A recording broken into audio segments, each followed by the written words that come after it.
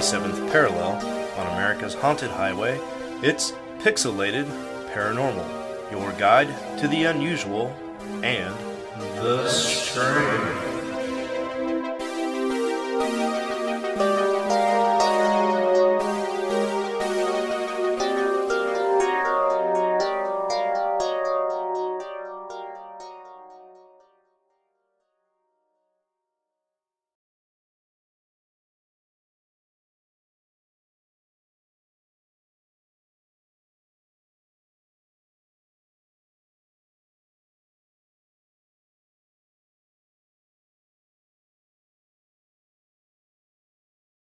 Oh, damn it. You know what? I was No. trying to be a professional and mute so people wouldn't hear you. Damn it. hmm And then I forgot to unmute you while you were talking that you have fucking ass farts. So, you know. Yeah, so should I Hey, take it what's again up, from the everybody? top? My name's Sean, and I have the bubble guts. Do you hate when that happens? Do you hate when your tummy gets a little rumble dumble? Uh,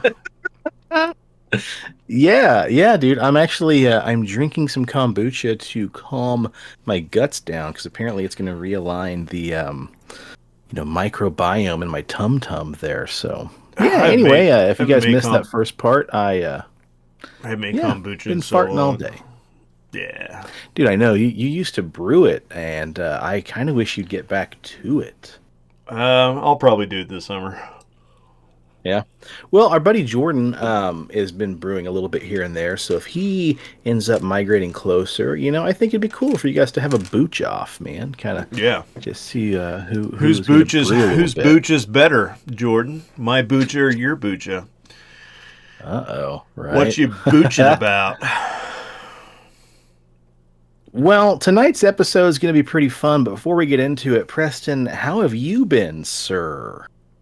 You know, Jeffrey and I went to Tulsa this weekend for the hmm Curiosity and Oddities Fair. Let me hold up. So, I myself, and now, I don't know how well you can see that, but I, in fact, have a skull with a octopus tentacle in it. And, Hell yeah, dude. yeah, it was actually pretty cool. They had a lot of different booths and stuff, a lot of stickers and patches, taxidermy objects. If I thought that I could get away with it without pissing a lot of people off, the one of the guys, hmm so the guy that actually had that I bought the the what do you call the octopus in the jar? The Preserved, I think, a yeah, specimen. he had a preserved cat head in a jar for like Damn. $275, and Jeffrey was like, "Oh fuck no, I can't do that." Like the octopus Yeah. tentacle doesn't bother me, so if that's what you want, like knock your socks off, but do not get that hmm fucking cat head. And I'm just like, it's a cat head, like doesn't bother me. It's not like It it's a is, it's not like it's a dog head. Like it's just a cat. right. It is a morbidly curious thing to have, and I wouldn't look at you too weird about it, man. I remember back when I was in life drawing class at Butler, back in community college. One of our still lifes we would draw is our teacher Valerie. Oddly enough, her dad and my dad were really, really good friends, and her dad Merle was working under a house at one point, and the crawl space was blocked off and sealed off, and he got underneath there and found like three or four cats that had been deceased, and they'd been under there so long, and the crawl space was sealed off completely, to where they were mummified. They were decomposed and mummified. So again, not trying to piss people off because I know animals are touchy subject, but they were completely just mummified. So Yeah. bones and skin, So and they were this cool as shit, and we would draw them. Yeah, this one shop there called the Black Moth. They have a like a brick and mortar store there in Tulsa, and so after the Curiosity Expo, like we went to go check it out, and they have get this somebody found a perfectly mummified dog out in the Arizona desert. It's like an old I don't know if it's like an Irish bloodhound but it was like from the late 1800s, and so they have it in like one of the, the crystal, globe head jar display case thingies. Right, It's like right. $750, so it's like, Oof. oh, I can't justify spending 700, but it's cool because it's a perfectly mummified dog head, and that's something I would Yeah. probably buy and put in the office and be like, don't judge me. So Right. Right. I mean, that kind of stuff's cool, dude. And I can't judge you because I have a fucking Asquatch now. So, yeah. no judgment here, buddy. Judgment free zone.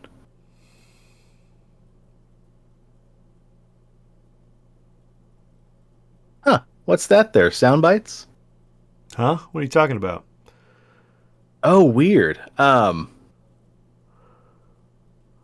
think the recording I'm working on, I just kind of copy and pasted the settings from last time, and I got one of your quotes that said, "One of my key men phoned in and said he was sicker than a dog."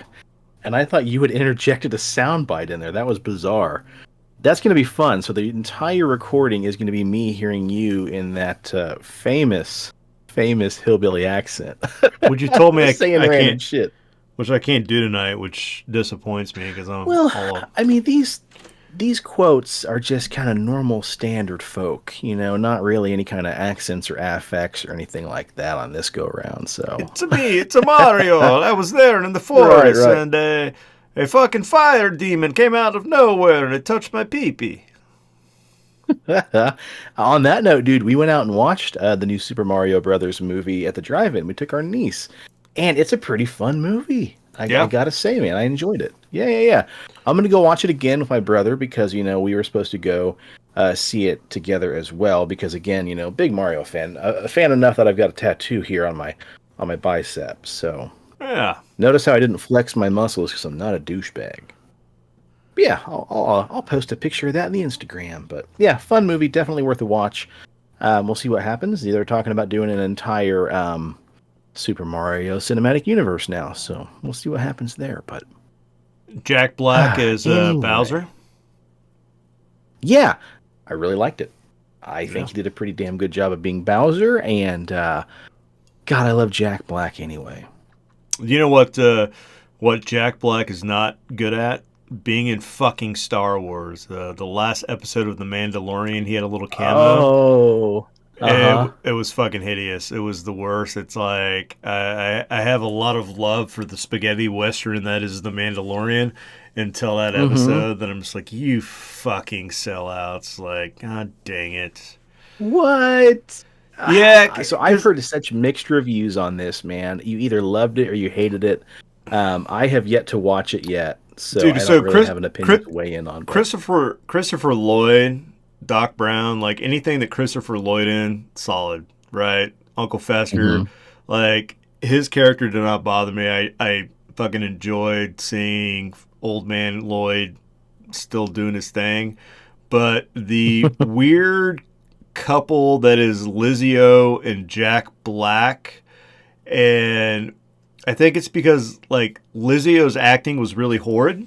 It was awkward. hmm Like she was trying to be funny and charismatic and wasn't. And then Jack Black was like, uh-huh.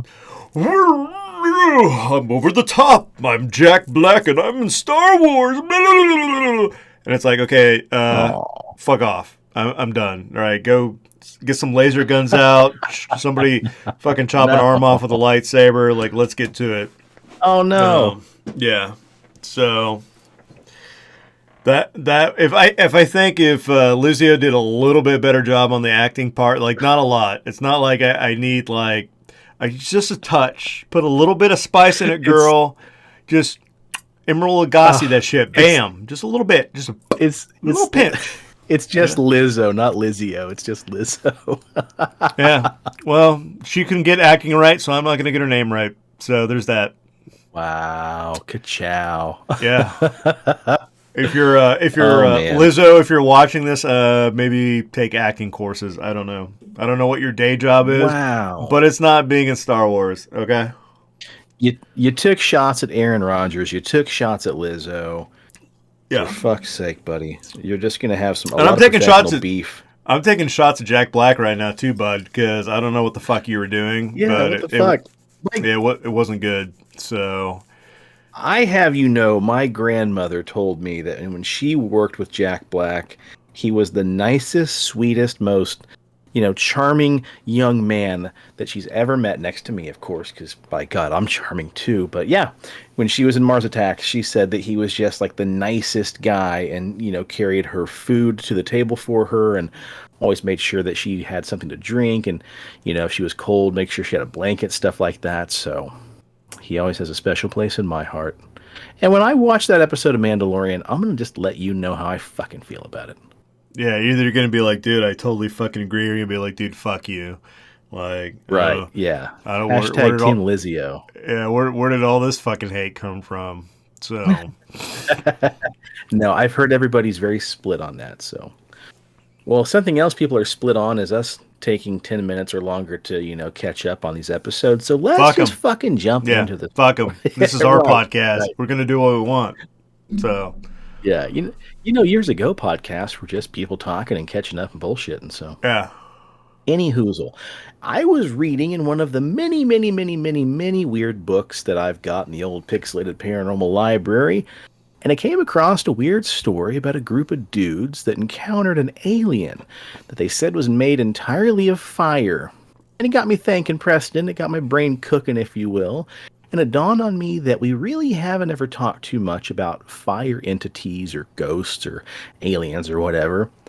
So I put together a cache of encounters that folks have had with flammable creatures of the fantastic. And we're Yeah, going to so start off with one known. I'm gonna Go ahead. interject that like whenever we talk like they're like I saw an alien made of fire. Okay, listen, you uneducated motherfucker. You saw what the Islamic call a jinn or an elemental that Okay. was made of fire, not a fucking alien. Let's get all folkloric here. You saw a Mm-hmm. jinn made of fire. That's it. That's all I Fair. had. Okay, fair enough. Give me 2 seconds. I got to stop my cat from knocking this house plant off of here, so enjoy that. And I'm not wearing pants, so you may get a glimpse of my underwear. Ooh, we get to see Sean's wiener. Get down. Get down. Just get down. Quit being a dick. And get down. See? That's all it took. Tell him next time if he doesn't stop being a dick, his head's going in a jar. And it's going to be on Preston's desk. Yeah. Well, our first story takes place just off the North Sea coast of Suffolk, England, back in the early autumn evening of September 20th, 1965, in the port town of Felixstowe. Now, Preston, you ever heard the one about the Felixstowe Fire Entity? No. Perfect. Well, strap on and hold tight. A group of 3 friends were out joyriding through the town on their way towards Essex. Oh, sorry. A group of 3 friends who were out joyriding through their town on the way towards Essex, consisting of a driver, 25-year-old Jeffrey Maskey, and his 2 Hello. friends, Mavis Fordyce and Michael Johnson. Yo.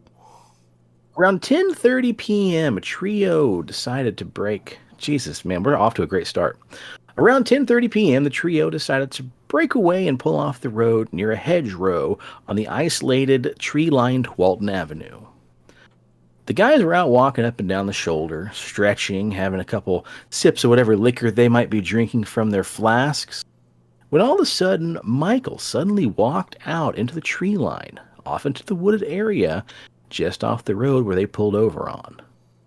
His 2 other friends, Mavis and Jeffrey, stayed behind, standing there kind of perplexed on the side of the road, both confused why Michael suddenly just took it upon himself to walk off into the tree line.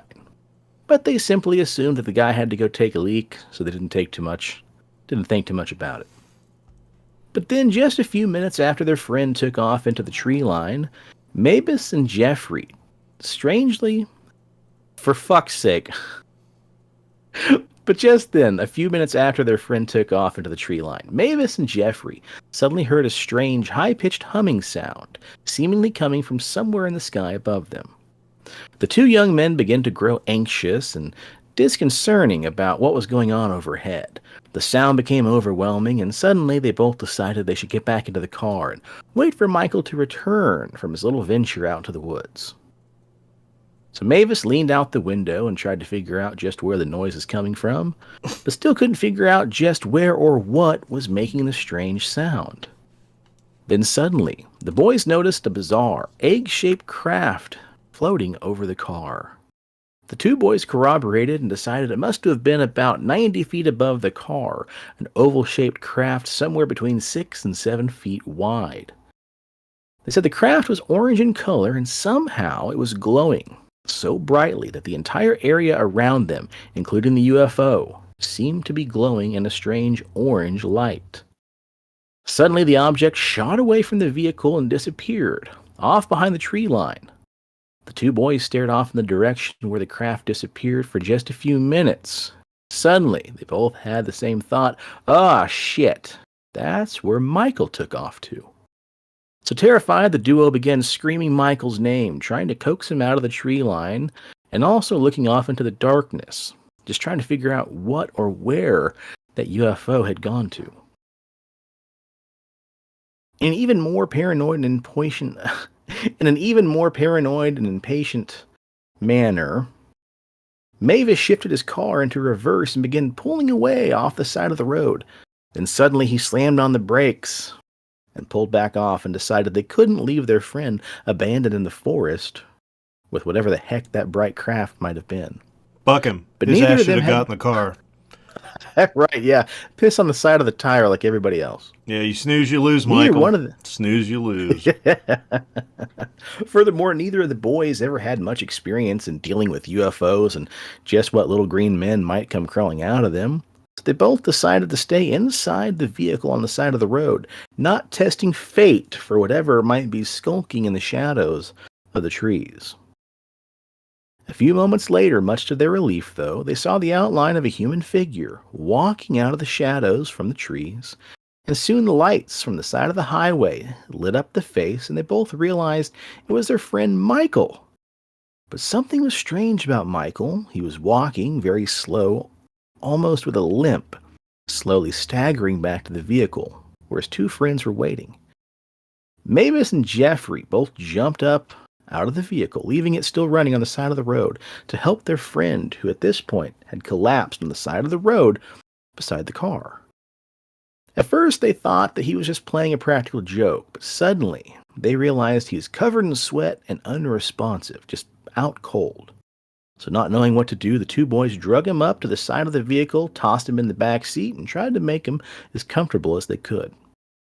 Together now with all three friends back in the car, Mavis sped up and tore off from the forest, leaving behind whatever was hiding in the shadows and whatever that weird orange glowing UFO might have been. They quickly sped away and took their friend to a hospital. Once they arrived, they quickly rushed inside to get medical help. Not knowing what exactly had happened to their friend Michael, they just told the doctors their friend got lost in the woods while going out to use the restroom. Oddly enough, the doctors noted that he had severe burn marks on the side of his head and the back of his neck. After about an hour or so of being in the hospital, Michael regained consciousness, but he seemed to have amnesia that washed over his brain because he couldn't quite figure out at first just who his friends were or where he was. The doctor on duty diagnosed him with an extreme case of shock due to some type of mental trauma. In addition to the severe burns and the shock, he also had a severe contusion just above his ear, which would need better medical attention, so the doctor transferred Michael to a different hospital in the neighboring town of Ipswich, which was far better equipped to deal with Johnson's injuries and his current psychological state. So Michael stayed the night at the second hospital, and his friends were told to leave. Fast forward to the next morning, the boys returned, and Michael had regained consciousness and most of his faculties by this point, and in the memories of exactly what happened the previous night had also begun to resurface.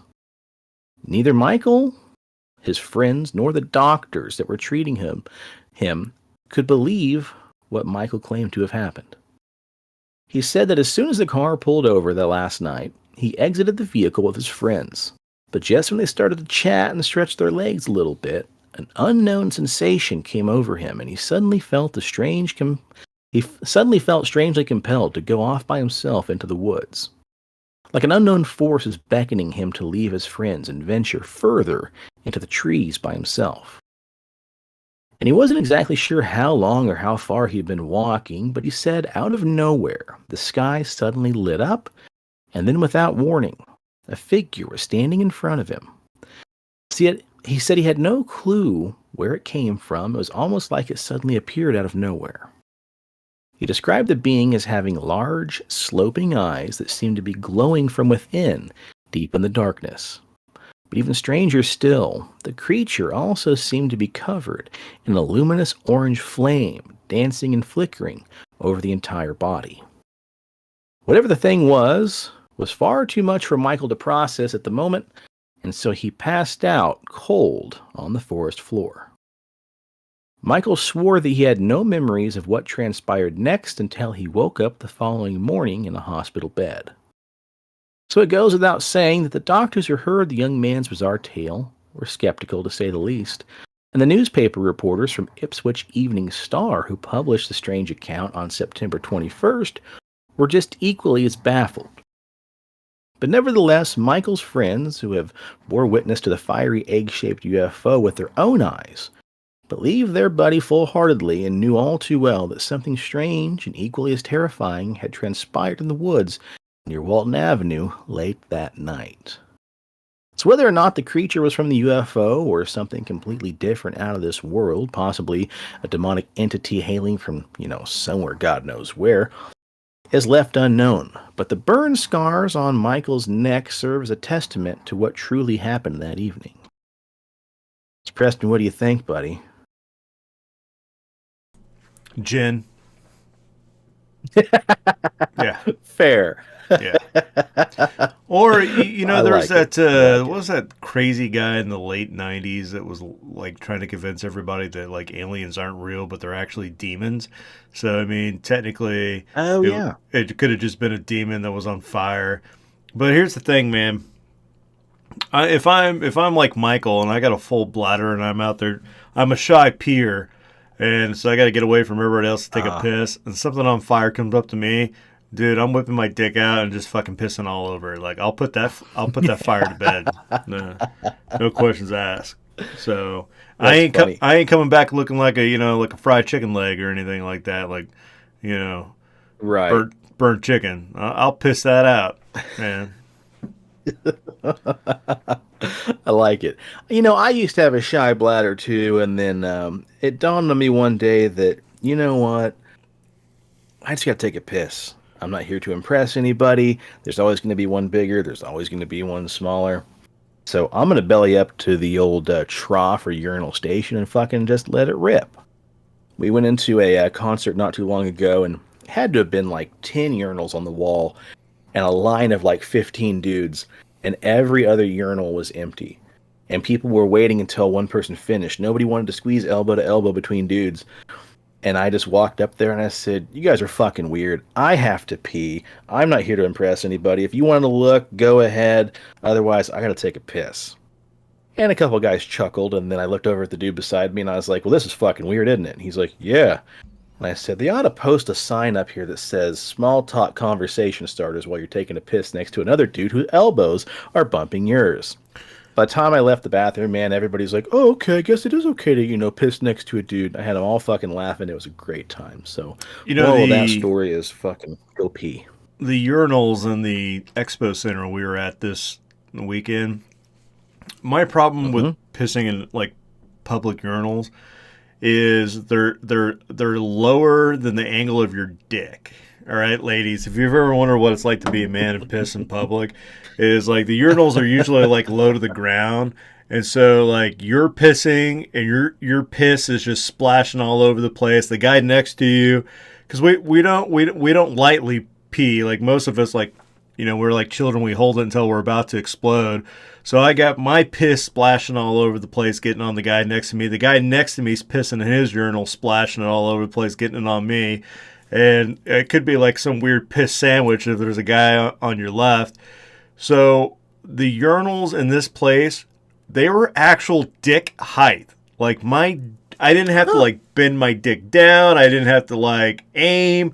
I just whipped it out, and they were deep, and I was able to pee, and pee wasn't splashing anywhere. I'm like, I feel like a fucking king.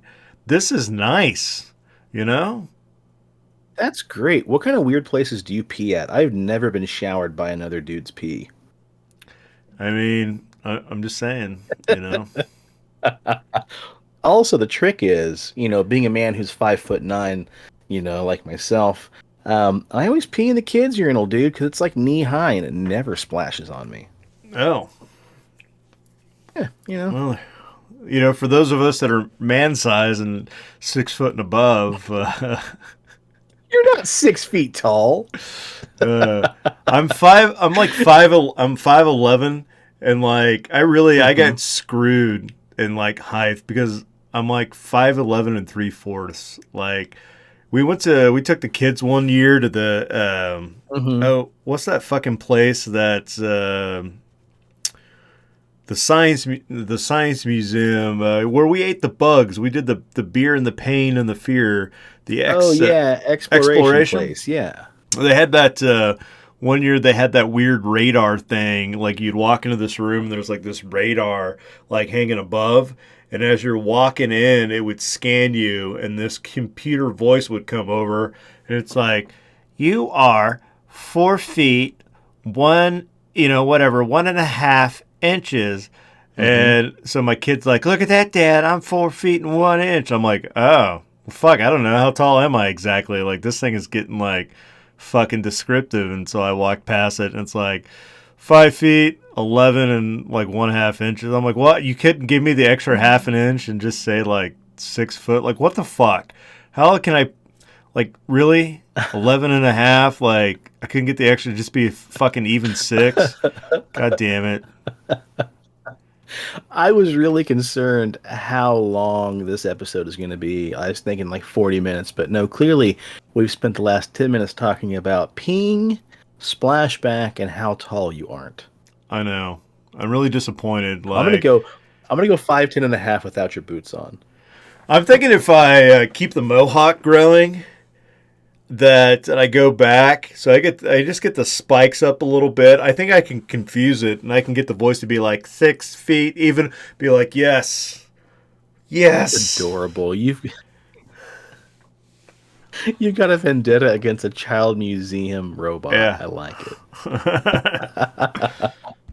Well, 53 years later, after our last story, in Sonora, Mexico, a man named Mike was out walking one evening when he stumbled upon a fire that was burning in a driveway between a house and the car that was parked in front of it. He pulled out his phone, called 911 to report the fire, and then quickly opened up his camera to record the accident. Suddenly, to his amazement, a black figure that was roughly the size of a child suddenly emerged inside the flames and began walking slowly through the fire. Mike began to panic, thinking that somehow a child had emerged from the house and stumbled down into the fire. But then again, even stranger though, he happened to notice the black figure seemed to have a head that was abnormally large to be that of a child, and it seemed to be relatively unscathed by the flames. He said eventually the being walked towards the edge of the fire to where he could see its arms, torso, and legs. But oddly at this point, Mike thought this thing was more animal than human, even though it was walking on the hind legs. Suddenly, though, to his disbelief, the figure seemed to vanish. Panicking even more that maybe whatever it was that was walking through the fire had fallen down, Mike rushed to the other side of the vehicle, only to discover that nothing but flames were in the driveway. The fire department arrived shortly after, putting out the fire, and no body or remains were discovered of whatever it was Mike witnessed casually strolling through the fire. Now, unfortunately, the next story doesn't take place in September, but I did think that was kind of a fun coincidence. We're going to go in the Wayback Machine for the next one here. Man, fuck you, dude. I could have totally done my redneck voice on this one. It fucking takes place in Kentucky. You don't give me the lines for that story. There are no lines for this story. It's Oh, short and you sweet, like could me. have made Five foot shit up or nine. something. I don't know. Ad lib, you know? We are a show of facts, my friend. When the facts present themselves. On a plantation in Bracken County, Kentucky, way back on February 13th, 1866. Plantation owners Nathaniel G. Squires and his wife were awoken by the sounds of panicked screams coming from their slaves' quarters. Soon after they sat up in their bed, their room was bathed in an otherworldly bluish flickering light. Thinking the slaves' quarters were on fire, they rushed to see what was going on, but soon wished they hadn't bothered. Instead, though, they saw outside between, thinking that it was on fire instead, they saw that outside between their house and the slave quarters was a towering beast as tall as a cabin itself.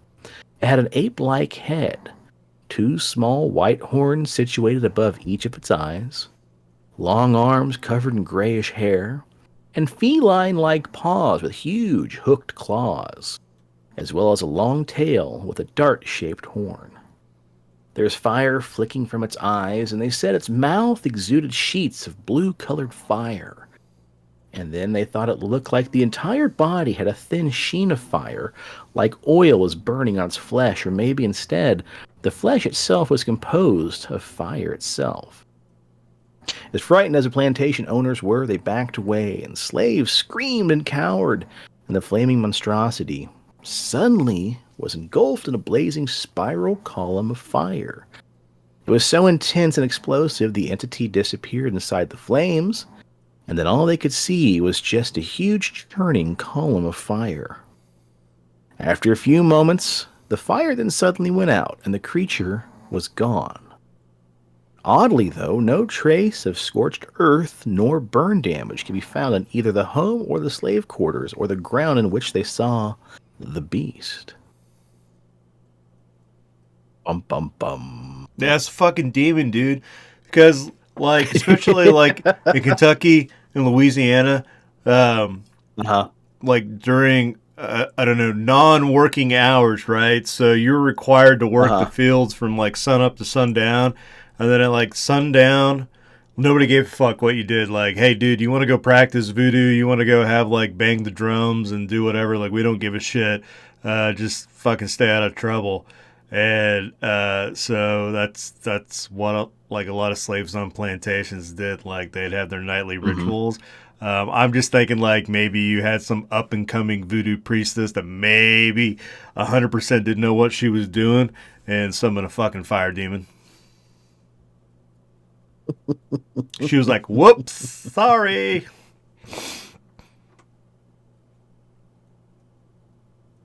Damn it, hold on. I had one of those audio clips pop up. Give me just a second. One of these days, folks, we will be 100% prepared, and you know, Yep. today's not It that ain't gonna be day. today, though. Yeah. Ain't gonna be today. Okay, I think I got him. All right, up next. From a book called Humanoid Encounters by Albert Rosales. There's perhaps an even weirder case from a place called Willow Creek near Brooksville, Kentucky, back in 1868. On October 10th of that year, an unnamed prominent tobacco merchant was returning home along a darkened county road when he said he was suddenly approached by a hideous apparition. It was described as looking like a man on top, having a pale face and flames licking all over its shoulders, like a hellish mockery of human hair. And its eyes were filled with blue flames. Its lower half, though, was that of a horse, with legs tipped with hooves, but with a tail that was a mass of fire. With each breath it took, it emitted a solid sheet of fire that vibrated with the heaving of its breast like a pendulum of a clock. Instead, most of its bottom half was wreathed in flame, adding to the surreal strangeness of all the creature was holding, like a torch. Adding to the surreal strangeness of it all was that the creature was holding a torch in one hand and a sword in the other. What the serious fuck? No thanks, That's bud. that seems like an unlikely combo. Like a torch and a sword. Like what's going on here? I don't know, dude. I mean, a My name, beast like my that can do whatever the fuck it wants, yeah, really. my name's Buck, and I'm here to fuck. Let's burn this shit down, baby. Right. Ugh. When the fiery abomination saw the man, it ran off. And the witness gave chase, because that's what you fucking do, I guess. But every time he almost caught up with the beast, it would vanish, just to reappear where it had first been seen. At one point, it seemed to have gotten tired of being chased and suddenly turned the tables and full on charged the witness. And at the sight of the hideous flaming demonic thing hurling towards him, the witness set off into retreat, managing to lose it and get back to town. There he reported what happened, and a mob of townspeople was formed to hunt down the apparition. But when they found it, it was easily able to evade them. Apparently, it was able to climb walls and walk atop fences. After some time of this, it allegedly then vanished into a ball of fire and simply disappeared. That's kind of interesting. It was able to walk atop fences and climb walls. It sounds a lot like Spring-Heeled Jack. Remember that guy would Yeah, also belch fire too. I guess when you said torch, I was thinking like a flamethrower or like one of those little butane torches. In But it was 1866? I didn't pay attention. So, in 1866, like a little wooden torch makes more sense because it's dark outside. He needs to see what he's doing. He can't chop off fucking heads if he can't see. And, if he needs to ignite himself, he can just go bloop and then he's done. So, I'm going to correct myself on that. That's okay. It's all right, buddy. Yeah. Well, where they say there's... hang on a second. My wife just texted me. So they say where there's fire, there's smoke, or maybe I might have that backwards, buddy. But anyway. Yeah, where there's smoke, I there's wanted to fire, also- baby. Where there's smoke, there's fire. Right. Right. I didn't have time to rewrite the entire episode and bring up smoke entities first, but as a segue, anyhoozle, I wanted to talk about some very bizarre smoke entities as well, but not before one more fire story. Our next story comes from an 8-year Army veteran named Justin. Justin tells a story of an encounter he recalls from when his family moved. Oh, you know what? That's funny. I put that transition in the wrong spot. Whoopsies. Anyhoozle, scratch that. Yeah. Our next story comes from an 8-year-old Army veteran named Justin. Justin tells a story of an encounter he recalls from when his family had moved into a 2-level house in Middleton, Ohio, back when he was about 11 years old. The landlord, who happened to be a friend of the family, told Justin and his family they could live on the property for free if they just agreed to clean it up, because it had been vacant for several years, and at this point there were several dead animals taking up residence in the home, and lots of unsavory graffiti in the basement. And judging by some of the graffiti and animal corpses, the landlord had thought that the house may have been used for some type of cult-like activity by some of the vagrants that had broken in and squatted there for a while. But Justin's family didn't seem to be bothered by the information, and they agreed to move in. Well, after moving in, strange things began to happen. The family began to hear strange sounds throughout the house, like disembodied footsteps and unearthly growling noises. Alarm clocks would go off that weren't even plugged in, and some of his family even began to notice sightings of shadow people throughout the house. His older brother said that he saw one that was tall, while his mother notably saw a little boy-sized shadow person. Justin admits that he himself never saw any shadow people, though what he saw was something much more terrifying.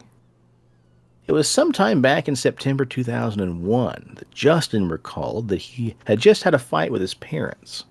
He was pissed off and didn't want to go to bed, so he just sat at the top of the stairs, sulking, when suddenly he noticed a bright light in the corner of his eyes. So he looked over his left shoulder and saw a strange, unfamiliar figure standing down at the end of the hallway. But what's even stranger here is that he said the entity looked to be about 7 feet tall, taller than anybody in the family. And it seemed as though it was a big green mass of flames, and it seemed to have somewhat of a humanoid figure, but he couldn't make out a face. and he couldn't tell if it had eyes. He also notes that the color was green, but a green he had never seen before. So he sat for just a few moments asking himself, what am I looking at? It isn't human. This can't be right. And then he bolted down the stairs, and as he did, he noticed the entity seemed to have hurled a strange greenish type of object, possibly an orb or a fireball, down at him. He had no idea what it was, and it never struck him. During the sighting, though, there was absolutely no smell or sound. He noted this to be the creepiest aspect of all because when you see fire, you at least expect to hear crackling. But the experience was completely silent. He ran downstairs and told his parents, and when they went upstairs to check out what was going on, the entity was gone. His father assumed he made up the story, and soon after this, his uncle's house, which was directly behind where they were staying, had caught fire. Nobody was injured, but the house burned down to the ground. Justin was unsure if the sighting of the fire entity was related to the fire at his uncle's house, though. Given the timing, he thought it was probably more curious than anything. Justin was so traumatized by the sighting of the entity that his family made him see a counselor afterwards, but the entity was never seen again. Now, Preston, sometimes they say that where there's fire, there's smoke. Ha ha ha, and I may have that wrong. But anyway, a perfect segue into the next segment. I wanted to talk a little bit more about smoke entities. So moving on to Litchfield, California. On the cold winter evening of December 20th, 2003, another guy named Mike claims that he went outside of his house where he lived by himself to get some much-needed fresh air and stretch his legs after he spent the day working hard on a project he was doing for work. At some point while he was out walking around, he noticed up in the sky was a dark cigar-like shaped object that he said looked like a giant blimp with no lights. As he tried to figure out just what exactly it was, there was a bright pink flash, and there was suddenly standing in front of him a man, which he said was made of smoke. Mike says of what happens next. Man, he looked like he was made of gray smoke, and his form was being illuminated by the moon. At that point, I didn't know what happened to the object in the sky, since my eyes were transfixed on the man, or whatever it was, slowly walking toward my front door. Then I heard the dogs in the neighborhood start howling and barking, and this figure kept walking towards me. I called out, "Hey, can I help you?" And this thing was now less than 100 feet in front of me, and still getting closer. It looked just like a man, but made of smoke. It was about 7 feet tall, maybe, 6 feet 11 3/4 inches. I'm not sure. He was slim, and I could see no face or hands, just arms, a head, legs, and a body. And I quickly went back into the house and closed the door, and I pulled down the shades. Then the lights went out, and that really freaked me out. I went to the phone to call the police, but the phone was dead. Then, all of a sudden, there was a pounding on the door and all the walls of my home. The pounding was so loud and so strong that things were flying off the shelf I had in the living room, so I ran upstairs and got a baseball bat to protect myself, because, a hardwood bat's going to go right through the smoke, man, but I didn't have anything else. Right. As he went back down the stairs, armed with the baseball bat, he could hear voices come down from where he could hear voices coming down from Jesus. As he went back down the stairs, armed with the baseball bat, he could hear voices coming from down where the thing sounded like... Oh, Jesus, okay. As he went down the stairs, armed with the baseball bat, he could hear voices coming from down there that sounded like someone chanting in some strange alien language. Although he was scared, he nevertheless charged into the living room, shouting and swinging the baseball bat around, breaking furniture. And he says, I went downstairs and yelled, "Surprise, motherfucker!" swinging the bat, and I walked into the living room, knocking the lamps and breaking my television shit in the process. Then all of a sudden the voices stopped and the lights went back on. I was shaking. I grabbed for the phone and thank God it was working. I called the police, and 2 officers came over in about 10 minutes and took the report. I could tell that the officers didn't believe me, and they asked if I was drinking or if I'd been doing drugs. I had never seen a ghost or had anything happen to me that was supernatural or whatever, but this changed my mind and made me realize that we are not alone, and the only living beings sharing this planet. In another strange case, in February 22nd, 2002, an edition of the El Tribuno of Salta had a story about an unnamed young man who went out one day hunting in the rural area of El Durancito, near about 15 kilometers southeast of Rosario de la Frontera in Argentina. He says he was riding his bicycle when he was suddenly shoved off by unseen hands and went tumbling onto the ground. He hadn't hit anything and hadn't lost control of the bike, but rather an invisible something or other had physically... Sorry. But rather an invisible something or other had physically pushed... Live TV, folks. Oh, goodness. Hold on.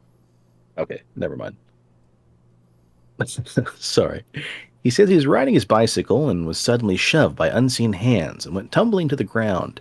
He hadn't been hit by anything and hadn't lost control of the bike, but rather an invisible something or other had physically pushed him off, and after he managed to pick himself up off the ground, he turned around and witnessed the culprit.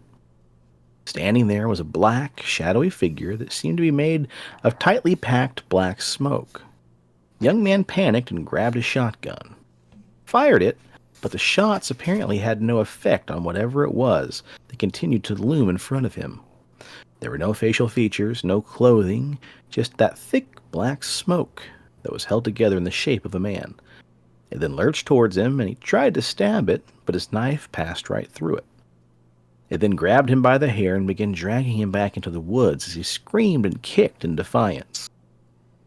Another local man arrived after hearing the shouts and would claim that as soon as he arrived, a black phantom figure dissipated like smoke and vanished into thin air.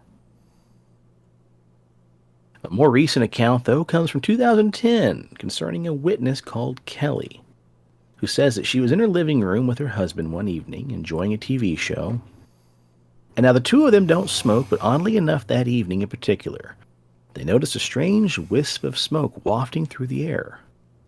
I thought it might be a fire, but there was no smell, and checking the house showed there was no fire anywhere to be found. They sit there trying to figure out what the smoke was coming from, and then suddenly... Just then, a puff of smoke or fog rushed between us, stopped in front of our faces. It swirled up and quickly vanished. I asked him, "Did you see that?" He responded, "Yeah, but I didn't know what that was. We don't smoke. No open windows. It came out of nowhere." To me, it was definitely a spirit, but my husband lost his grandmother at the end of October, and he was really close with her, and I wonder if it was her telling us that she was in the afterlife. I would like to know, but I'm not willing to do something to cause my family harm. Right? Sounds like me.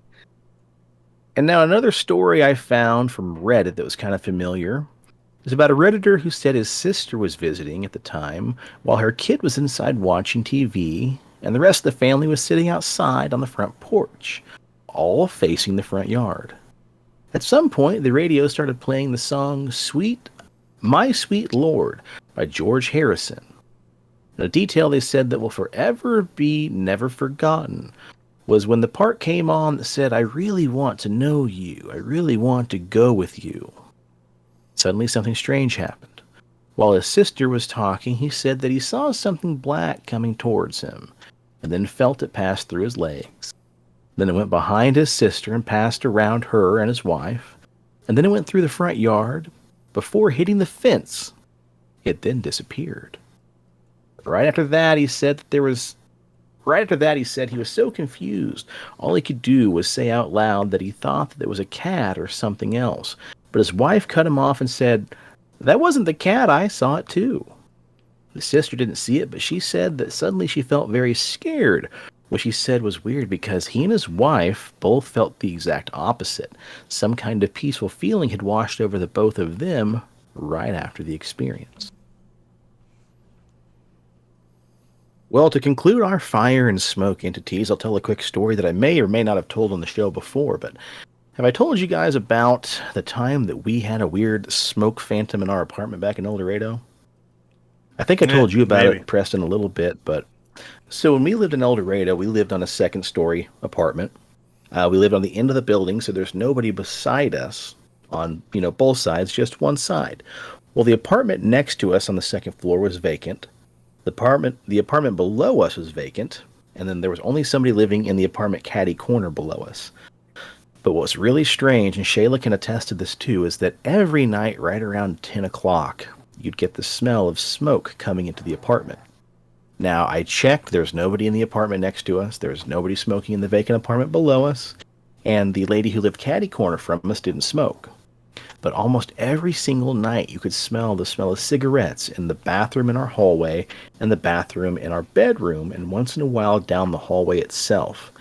It lasted for like 3 years. We never found out what the culprit was. But there was a time that I had taken a shower in our hallway bathroom, and the doorway is set up to where when you open up the curtain of the shower, you can look straight out into the hallway. And across from the door to the bathroom was a poster for War of the Worlds. Perpendicular to the bathroom was our second bedroom, which we used for an office, and that's important. So I'd taken a shower, opened up the curtain, grabbed my towel, bent over, drying my hair, and I stood up and dried my face off, and right when I looked out in front of me in the hallway, both the cats we had at the time took off, just tearing ass across the hallway. And I managed to go, what the hell?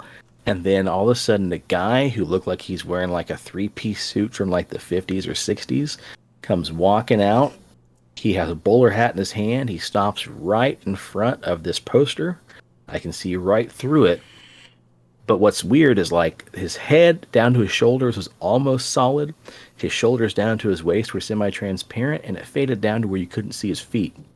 He took the bowler hat, put it on top of his head, and then just dissipated. I didn't smell any smoke that day because this was during the afternoon, but the smell was both before and after I saw whatever the hell that apparition was. But yeah, we had a little smoke phantom in our apartment. Mm. Well, buddy boy, I called it without our 10-minute chat in the beginning. That's about 40 minutes worth of fire and smoke entities. What do you think? Fucking rip it and grip it, baby. Jen. Jen. Yeah, Jen. Awesome. All right. Well, it's 10:30 now. That's the 1 hour mark. We should probably just go ahead and bounce on out of here. If you guys are on the social media, please check us out on Instagram at PXL Paranormal. On Facebook, we are the Pixelated Paranormal Podcast. We would definitely like to thank you guys for watching and joining us live and chiming in and commenting as we record. Preston, tell me a little bit about YouTube, man. We still climbing the ranks there? What did I tell you we were at last time? Do you remember? I believe it was 252. Oh, fuck yeah, we got 2 more, man. We're up 254. Give us some more. All right. Hell Like, yeah, subscribe, and share. If you pay attention to the bottom right-hand side of the screen, you'll see a lovely green paint splurt thing that says like and subscribe. I don't know, follow those directions and smash that button. Show us some love, share and tell all your friends, and let's see where we can go and grow. We want to be growers, not showers, All right. Speaking of watching stuff, something we got to keep our eyes peeled for. You remember Hellier, right? Greg and Dana Newkirk. And, oh gosh, I'm blanking on the rest of their names there, but you remember that documentary, right? Hellier? Well, we covered Season 1, Season 2? Yeah. Mm-hmm. Yeah. We covered a story about something similar that happened to a couple who found this really strange, statue, and I forget what it was called. My God, I'm sorry. The crone. The crone.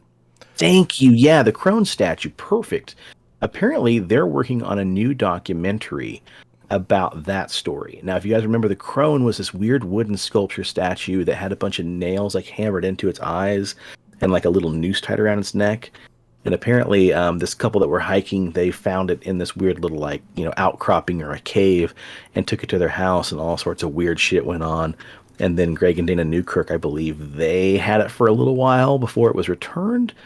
Any hoozle, there is going to be a documentary about this. It's kind of like the follow-up to Hellier called The Unbinding.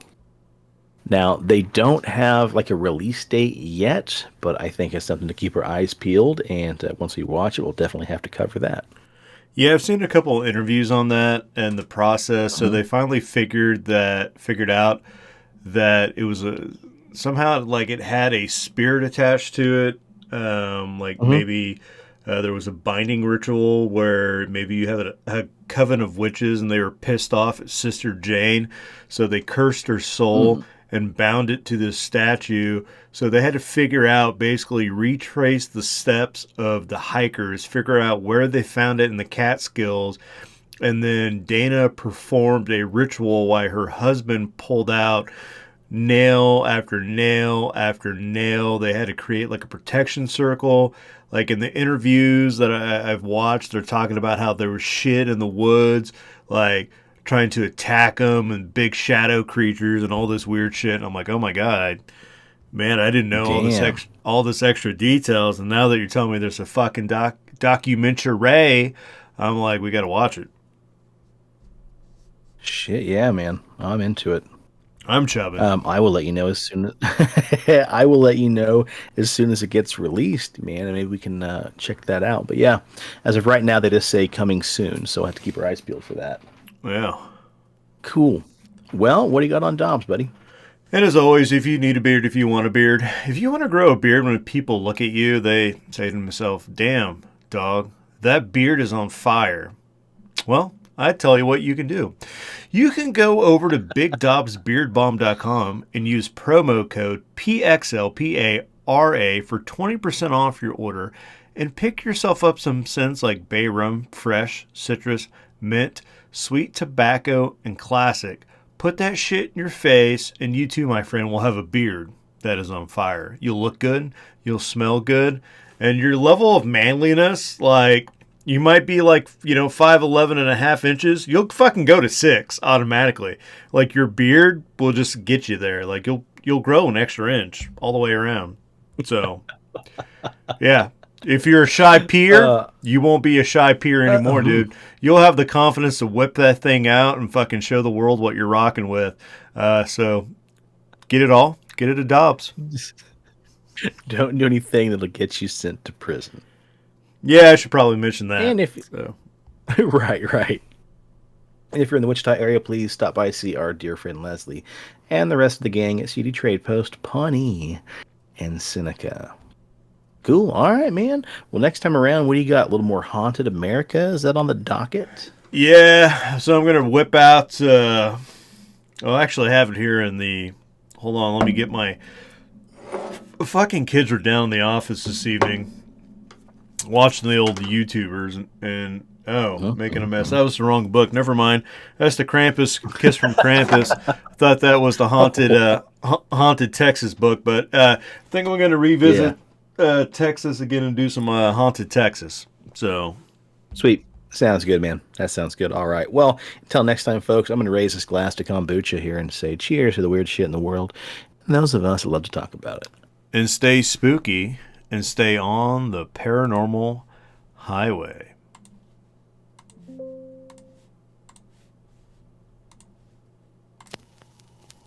The cast at Pixelated Paranormal would like to thank you for listening to this week's episode. Pixelated Paranormal is here to tell you tales of the fantastical, the strange, the unknown. Tales that will move you a little further down the paranormal highway. If you'd like to share your own listener story, we would love to hear it. Email us at pixelatedparanormal@gmail.com. Again, that's pixelatedparanormal@gmail.com. We'd really love to hear from you. Again, thanks for listening to this week's episode of Pixelated Paranormal, your guide to the unusual and the strange.